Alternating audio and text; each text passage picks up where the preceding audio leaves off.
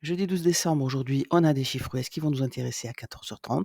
Je vous rappelle que demain, il n'y en a pas et il nous reste 2 jours pour clôturer cette bougie hebdomadaire. Vous voyez qu'on a juste pris le plus haut de la semaine dernière sans réussir pour le moment à passer sous le gap d'ouverture début de semaine, à rester. Parce qu'évidemment, vous voyez cette mèche du bas. Pour le moment, nous avons cette imbalance. On va voir comment cette bougie clôture demain. C'est le jeu. Quand on a une grosse impulsion haussière, quelle que soit l'unité de temps qui BOS, qui casse la structure, la bougie suivante, nous, ce qu'on veut voir, c'est si oui ou non, elle nous laisse un déséquilibre. Si oui, il y a de fortes chances qu'on poursuive la hausse pour ensuite avoir une schématique qui nous permet d'y revenir. Sinon, on va se reconnecter au market shift, le niveau où on a cassé, et c'est là qu'on attend de voir si on confirme avec une nouvelle impulsion haussière ou si le prix s'inverse avec une impulsion baissière. Je suis Christine, bienvenue sur ma chaîne. Je vous rappelle pour ceux qui se posent la question que ce Fibo ici, placé avec le 1 et le 0 sur la traîne de retracement qui a ensuite été cassée, nous sert de projection. C'est-à-dire qu'on a réglé le Fibo tous les 0,5, puisque vous le savez, au-dessus de nous, nous n'avons aucun chiffre, aucun niveau précédemment inscrit. Hein, nous sommes sur les plus hauts historiques. On a comme ça une confluence tous les 0,5 avec des niveaux qui peuvent servir de support et de résistance. Comme d'habitude, on va s'appuyer sur la journée d'hier pour revoir les concepts, de voir ce qu'on cherche. On cherche des niveaux clés, nos imbalances H4, nos hauts et bas non manipulés en H4, en daily, en weekly, en monthly, la liquidité temporelle avec les plus hauts et bas de ces périodes-là, les hauts et bas de session aussi, notre prix d'ouverture à minuit qui est valable toute la journée et notre prix d'ouverture à 8h30 heure de Paris qui lui aussi est valable toute la journée. Je vous rappelle que sur les indices US, parce que ces méthodes sont applicables évidemment sur tous les indices, mais sur les indices US, ce prix de 8h30 n'a aucun sens. Il est pendant la London, alors qu'on sait très bien que on trade pendant New York, c'est là où il y a le plus de volume. Pour les indices US, on va attendre le prix de 7h30 heure de New York. Et c'est celui-là, donc ça sera ici, sur les indices US, qui va jouer le même rôle de liquidité temporelle journalière. Ça, c'est valable pour cette journée. En jaune, on a une liquidité aussi exceptionnelle et hebdomadaire. C'est le prix qui est lundi à 10h heure de Paris. Ce niveau de liquidité va se servir de support résistance toute la semaine.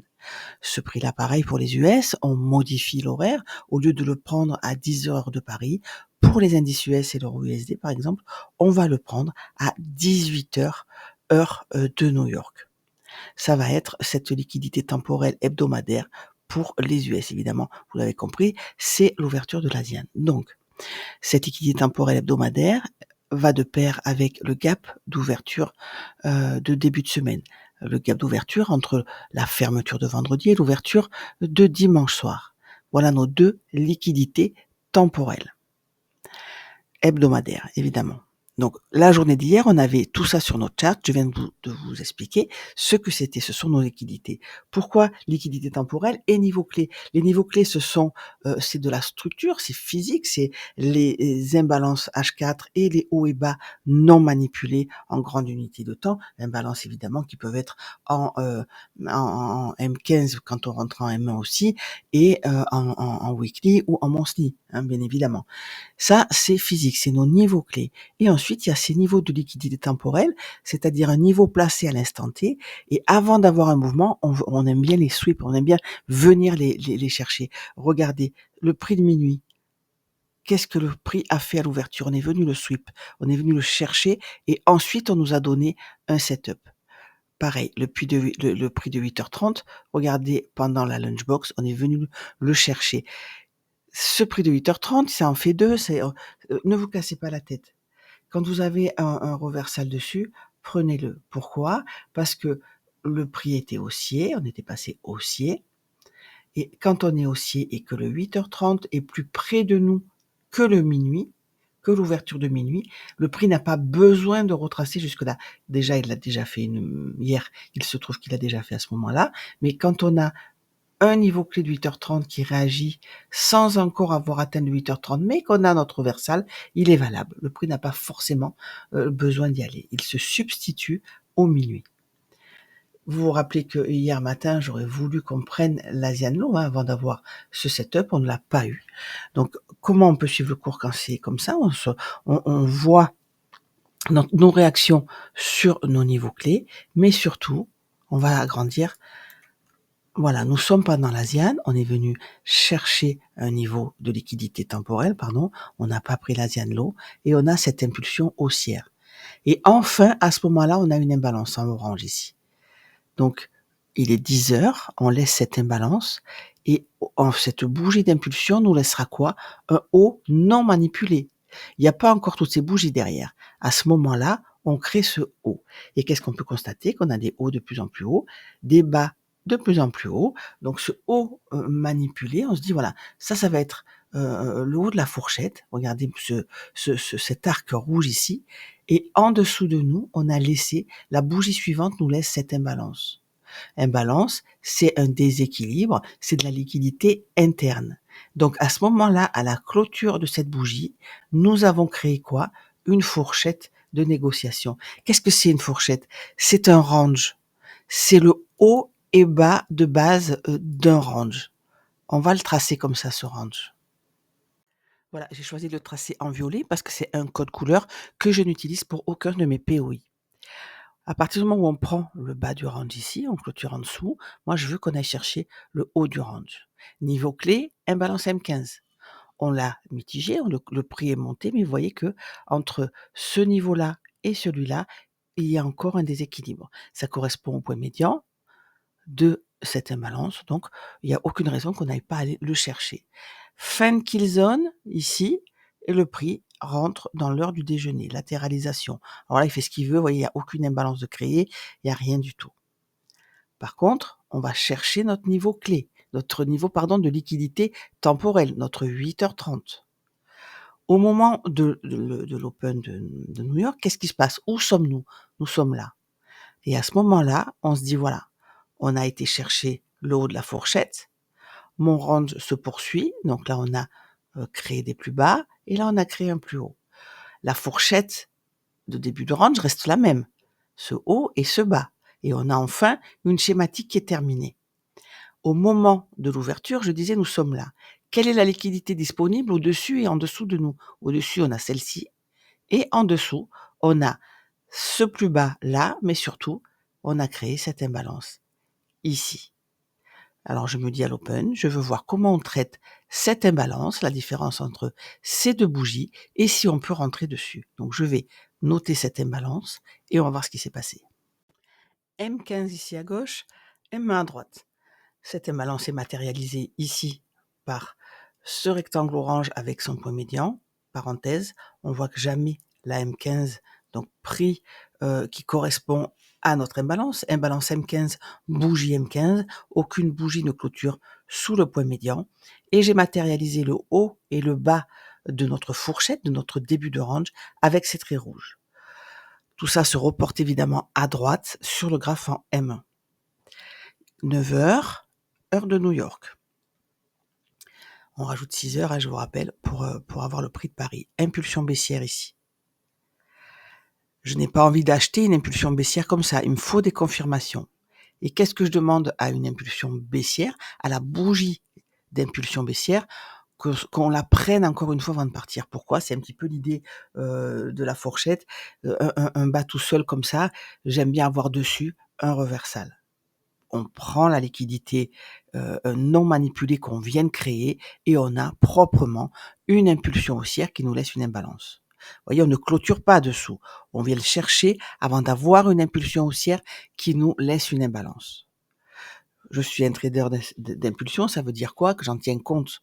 Une impulsion baissière me donne pas envie d'acheter, une impulsion haussière ne me donne pas envie de vendre.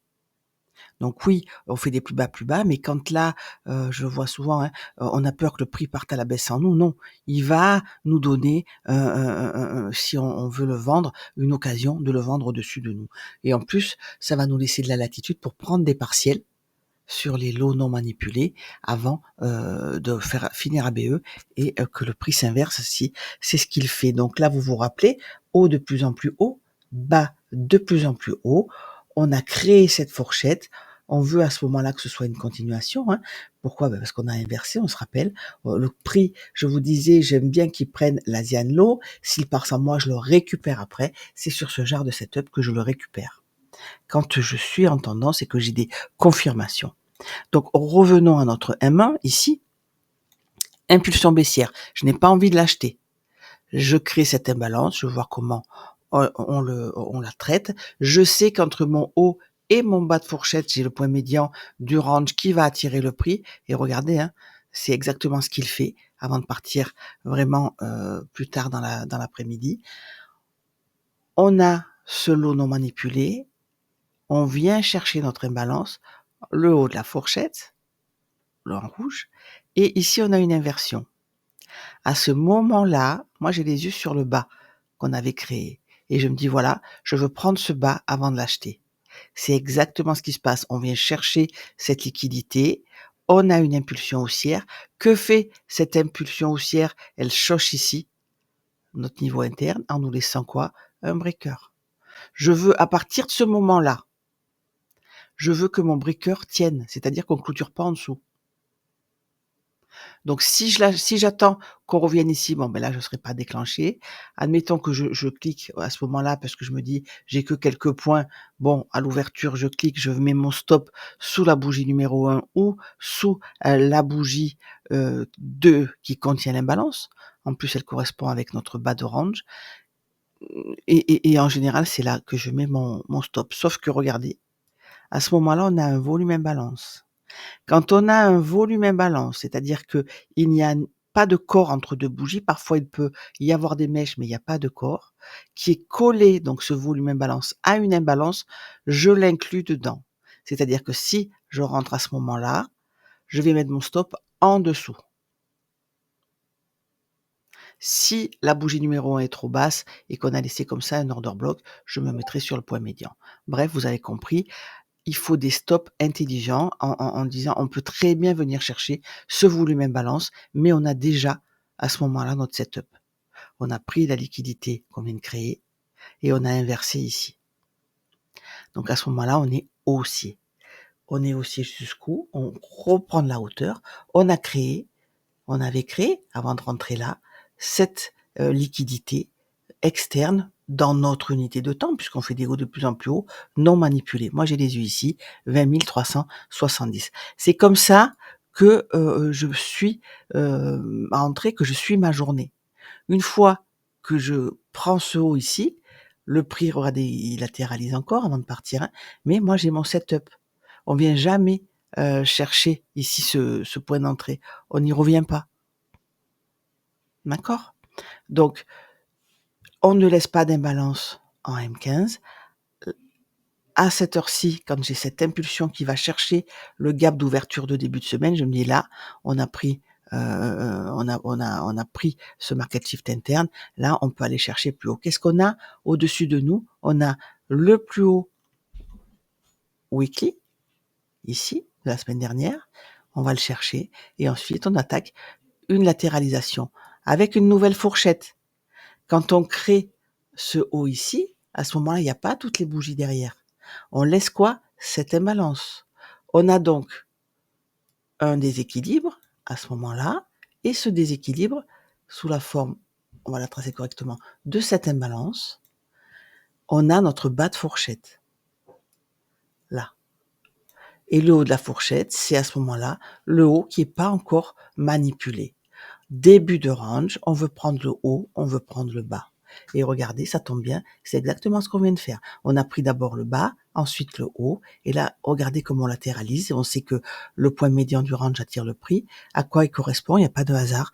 Notre niveau jaune hebdomadaire, le prix de lundi à 10h du matin. On va faire maintenant le plan du jour. Pour aujourd'hui, jeudi, en attendant 14h30, à les annonces. On va bien sûr pouvoir travailler avant ça. Qu'est-ce qu'on regarde? On est en H4. La première impulsion, le premier truc qui nous marque, c'est que immédiatement, pas la peine de remonter très loin puisque on veut trader la London, on a cette imbalance ici haussière, impulsion qui nous a laissé une imbalance. On vient de voir le haut de la fourchette. On a pris ici cette liquidité interne.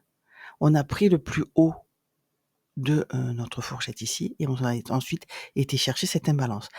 Il reste, 38 minutes à cette bougie H4 pour voir où c'est, qu'elle va clôturer. Où va-t-elle clôturer? On a le point médian ici de notre imbalance. Si on clôture en dessous, on peut, entamer une chute. Ce qu'on remarque aussi, c'est on s'est reconnecté avec le bas de l'imbalance pour le moment avec une mèche. Ça veut dire qu'on a, réduit le déséquilibre, on a annulé le déséquilibre. Si on devait avoir un setup short, le prochain déséquilibre en dessous de nous est très bas, hein, vous le voyez. C'est ce plus bas ici. Vous vous rappelez, on en a parlé hier dans le plan du jour. D'ailleurs hier, on a parlé beaucoup de divergence. Je vais peut-être mettre quand même la vidéo sur YouTube. C'était une vidéo Patreon pour les abonnés, parce qu'en général, je ne publie pas le mercredi. Il se trouve que hier j'avais du temps, donc je vais peut-être vous mettre la vidéo avec les divergences dessus. On a comparé le DAX avec notre Nasdaq et on a vu une belle divergence et ça en est suivi ce mouvement. Donc là, on s'est reconnecté avec la bougie H4 actuelle à cet order flow. Donc on a une trend qui est équilibrée. On va donc passer en petite unité de temps et voir comment on traite cette imbalance déjà et ce plus haut. Le plus haut, je vous rappelle, c'est le plus haut d'hier, on ne l'a pas encore pris. Le plus bas d'hier est là, on ne l'a pas encore pris. C'est encore de la liquidité interne. Donc cette imbalance immédiate ici, on est venu se reconnecter. Qu'est-ce qu'on voit? Quand on a pris ce haut, on n'a pas clôturé, aucune bougie n'a clôturé au-dessus. Par contre, quand on a pris celui-là, oui, on avait un BOS. Entre ces deux moments, on a créé ce lot et on a choc à la baisse. Ça, c'est acquis. Mais on n'a pas confirmé ensuite. On n'a pas eu une deuxième. Ici, cette imbalance n'en a pas créé une autre à la baisse. Au contraire, on est venu la refermer. Et cette imbalance haussière n'en a pas créé une autre à la hausse. On est venu la refermer. On est en pleine manipulation. Tout est équilibré. C'est-à-dire si cette bougie clôture ici sous cette imbalance, sous ce gap d'ouverture début de semaine, il peut très bien remonter, s'appuyer dessus et aller chercher la liquidité disponible. Est-ce qu'on a un déséquilibre disponible en dessous de nous? Non. On a le plus bas d'hier et on a ce niveau-là qui a laissé cette imbalance. Donc on peut très bien avoir une chute. Quand ça chute, vous avez remarqué, ça va très vite et très loin. Donc c'est vraiment aujourd'hui une possibilité à prendre en compte. Impulsion haussière qui laisse une imbalance, on n'a pas clôturé cette bougie. Jusque-là, je ne sais pas si je vais passer baissier dans ma tête. C'est-à-dire qu'on peut très bien avoir une mèche qui va chercher cette liquidité pour ensuite juste se reconnecter, être sûr qu'on ne laisse aucun déséquilibre avant de partir à la hausse. Vous voyez, on n'a pas de confirmation avec des impulsions qui nous laissent une imbalance dans un sens ou dans l'autre. Donc configuration de trading avec le M15 à gauche et le M1 à droite, on voit qu'il n'y a pas encore beaucoup de volume, mais il y a beaucoup de trous de cotation à droite en M1. Cette imbalance H4 donc n'est pas officiellement fermée puisque la bougie H4 n'est pas close. J'aimerais bien qu'on le fasse, qu'on passe sous le gap d'ouverture de début de semaine, qu'on s'appuie dessus et pour chuter très très très rapidement. Mais avant ça, on a créé une Asiane. D'ailleurs, la voici, hein, en rose, on a pris le bal l'Asiane. Il est 7h31, il est encore très tôt. Je voudrais évidemment qu'on prenne le haut de l'Asiane avant de partir, mais là, ça me paraît compliqué. Pourquoi? Parce qu'on a créé le plus haut d'hier, on ne l'a pas encore pris. Ça m'arrange pour aller chercher le bas de ce range. Et quand on a pris ce haut-là, on a clôturé proprement au-dessus, on a créé ce lot. Regardez, on a une bougie qui clôture en bas. Donc certes, c'est un range. Le but de ce choc baissier peut être d'aller chercher un déséquilibre, mais celui-ci, on vient de s'y reconnecter.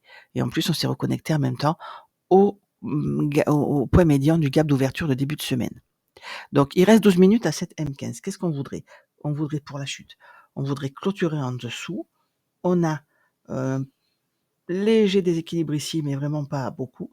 Et ce qu'on voudrait faire, nous, c'est clôturer en dessous, s'appuyer dessus, pour une chute, hein, je parle, pour tous ceux qui ont des biais baissiers depuis quelques jours maintenant, alors que c'était un peu précoce. Et là, on pourrait viser la liquidité en dessous. Qu'est-ce qu'on a en dessous en M15?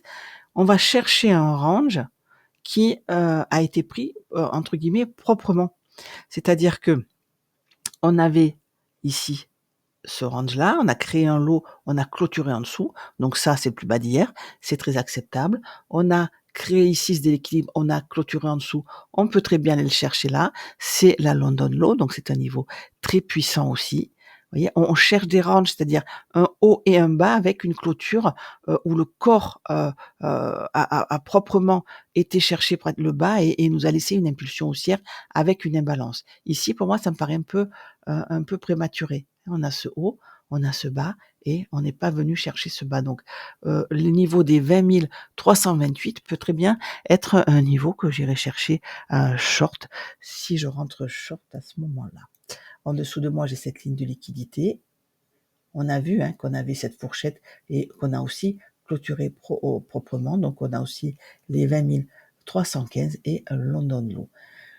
Vous le savez, ce que je voulais hier, je le veux encore aujourd'hui. Je voudrais qu'on prenne ce niveau-là, le plus bas d'hier. Et c'est là que je déciderai que je voudrais un vrai reversal haussier pour l'acheter à un prix correct et poursuivre la hausse. Donc, mon biais baissier n'est pas un biais baissier à long terme. Pour moi, c'est un retracement. Et comme tout retracement, c'est un peu délicat. Je prends des partiels sur mes niveaux de liquidité remarquables. OK? Donc voilà, vous l'avez compris, je voudrais bien pouvoir le shorter ce matin jusqu'à ces niveaux-là. New York Low, London Low, plus bas d'hier. Mon dernier target serait celui-là avec les 20 258. Qu'est-ce qui va se passer si je me trompe?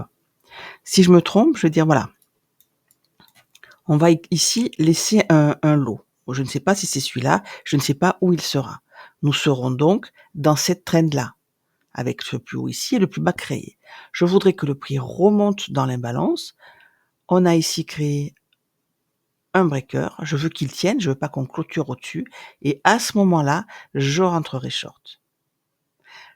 La dernière condition pour rentrer short, c'est qu'entre mon point d'entrée et la liquidité qu'on aura créée, j'ai plus de 20 points. Sinon, je ne rentre pas.